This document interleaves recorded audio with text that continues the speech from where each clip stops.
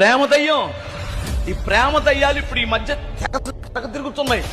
పెళ్ళై ఒకళ్ళిద్దరు పిల్లలు పుట్టినటువంటి అమ్మాయి కూడా ప్రేమిస్తుంది అంటే ఆ దయ్యం బట్టి. బైబిల్ లేకుండా వెళ్తుంటది కదా అటు ఇటు, అప్పుడు పట్టేస్తున్నాయి దయ్యాలు.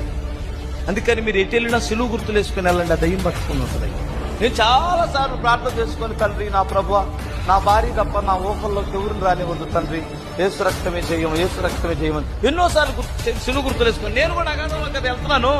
జాగ్రత్త, ఆ దయ్యం వదిలించి నిన్ను రక్షించాలి అంటే యేసయ్య పాదాల దగ్గర కూర్చో.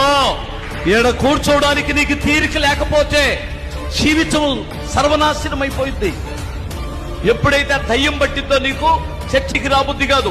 ఎప్పుడైతే ఆ దయ్యం పట్టిందో దేవుని వాక్యం వినబుద్ధి కాదు. 2 గంటల ప్రభు దగ్గర గడపడానికి నువ్వు ఇన్ని వంకలు పెడుతున్నావంటే దయ్యం ఏదో పట్టింది. అలాంటి వారిని ఈడ్చుకొని ప్రభు దగ్గరికి రండి. తల్లిదండ్రులు వారి దయ్యాన్ని వదిలిస్తాడు దేవుడు.